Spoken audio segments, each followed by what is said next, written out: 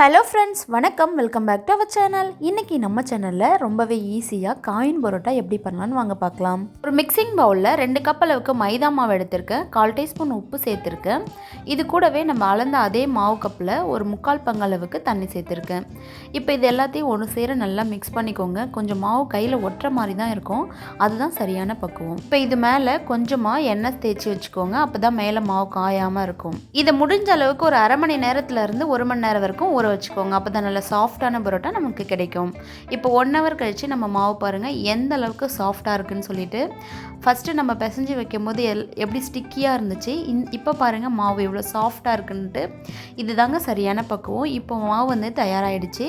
நம்ம பரோட்டா தேய்க்க ஆரம்பிக்கலாம். இப்போது நம்ம மாவை நல்லா சாஃப்டான பால்ஸாக பிரித்து எடுக்க போகிறோம். இதுக்கு ஒரு மெத்தட் இருக்குது. நம்மளுடைய மாவை நம்மளுடைய உள்ளங்கையில் வச்சு இந்த மாதிரி சாஃப்டாக வச்சுக்கணும். உள்ளங்கையில் வச்சு கட்டை விரல் சந்தில் நல்லா புஷ் பண்ணி கட் பண்ணணுங்க. இந்த மாதிரி கட் பண்ணும்போது தான் நம்மளுடைய பரோட்டா நல்லா சாஃப்டாக லேயரியாக இருக்கும். இதே மாதிரியே மீதி இருக்க எல்லா மாவையும் நம்ம புஷ் பண்ணி எடுத்துக்கலாம். இதே நார்மல் பரோட்டா பண்ணாலும் சரி, காயின் பரோட்டா பண்ணாலும் இதே மெத்தட் தான், எதுவுமே மாறாது.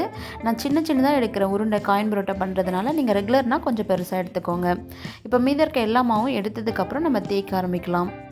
இப்போ பாருங்கள், நான் மீதி இருக்க எல்லா மாவும் எடுத்துட்டேன். இப்போ வந்துட்டு தேய்க்க ஆரம்பிச்சிடலாம்.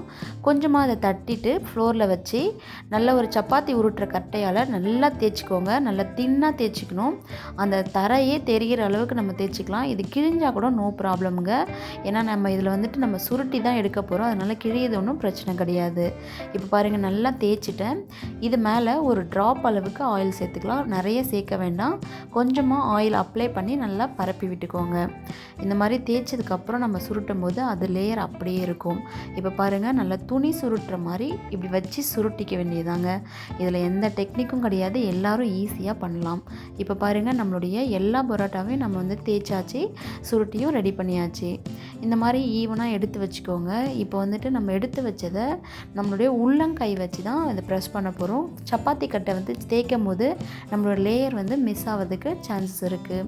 இது மாதிரி உள்ளங்கை வச்சு லைட்டாக ப்ரெஸ் பண்ணிக்கோங்க.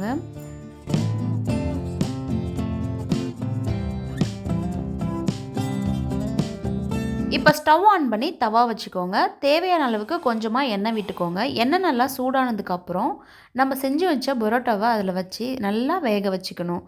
2 பக்கமும் நல்லா திருப்பி போட்டு வேக வச்சுக்கோங்க. தோசை திருப்பியால் நல்லா ப்ரெஸ் பண்ணி வேக வைங்க. அப்போ தான் உள்ளுக்குள்ளே இருக்க மாவும் நல்லா வெந்து வரும். இல்லைனா உள்ளுக்குள்ளே வேகாமல் போயிடும், மேலே மட்டும் கருகிடும். அதனால் நல்லாவே கொஞ்சம் மீடியம் ஃப்ளேமில் வச்சு நல்லா சுட்டு எடுத்துக்கோங்க நம்மளுடைய பரோட்டாவை. இப்போ பாருங்கள், நல்லாவே வெந்துடுச்சு நம்மளுடைய பரோட்டா. இப்போ வந்து தட்டில் ட்ரான்ஸ்ஃபர் பண்ணிக்கலாம். மிச்சம் இருக்க எல்லா பரோட்டாவையும் இதே மாதிரியே சுட்டு எடுத்துக்கோங்க. நீங்கள் நார்மல் பரோட்டா பண்ணாலும் சரி, காயின் பரோட்டா பண்ணாலும் சரி, இந்த ஒரு ஸ்டெப் மட்டும் ஸ்கிப் பண்ணிடாதீங்க. ஏன்னா இப்படி நம்ம தட்டி எடுக்கும் போது தான் பரோட்டா நல்லா சாஃப்டாக லேயரியாக இருக்கும். கண்டிப்பாக இந்த ஸ்டெப்பை மிஸ் பண்ணாமல் பண்ணிவிடுங்க. நம்மளுடைய பரோட்டா வச்சு நல்லா 2 பக்கமும் சூடாக இருக்கும் போதே தட்டிக்கணும்.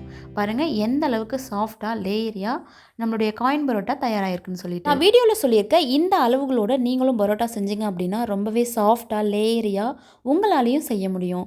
ஏதாச்சும் டவுட் இருக்கா அப்படின்னா மறக்காமல் கமெண்ட்டில் கேளுங்க, நான் கண்டிப்பாக ரிப்ளை பண்ணுறேன். பாருங்கள் எந்த அளவுக்கு சாஃப்டாக நம்மளுடைய காயின் பரோட்டா தயாராகிருக்குன்னு சொல்லிட்டு. இதுக்கு சைட் டிஷ்ஷாக நான் வந்து சிக்கன் சால்னா வச்சுருக்கேன். இதோடைய ரெசிபியை கூடிய சீக்கிரம் நம்மளுடைய சேனலில் அப்லோட் பண்ணுறேன். இந்த வீடியோ உங்களுக்கு பிடிச்சிருந்துச்சுன்னா மறக்காமல் லைக் பண்ணி ஃப்ரெண்ட்ஸ் அண்ட் ஃபேமிலி கூட ஷேர் பண்ணிக்கோங்க. நம்ம சேனலுக்கு இன்னும் நீங்கள் சப்ஸ்கிரைப் பண்ணலைன்னா மறக்காமல் சப்ஸ்கிரைப் பண்ணி பக்கத்தில் இருக்க பெல் ஐக்கனை கிளிக் பண்ணிக்கோங்க. அப்போ தான் நான் டெய்லி அப்லோட் பண்ணுற வீடியோவை நீங்கள் மிஸ் பண்ணாமல் பார்க்க முடியும். கண்டிப்பாக என்னுடைய ரெசிபிஸ்லாம் உங்களுக்கு பிடிச்சிருக்குன்னு நினைக்கிறேன். நாளைக்கு ஒரு சூப்பரான ரெசிபியில் மறுபடியும் மீட் பண்ணுறேன். அது வரைக்கும் பாய்.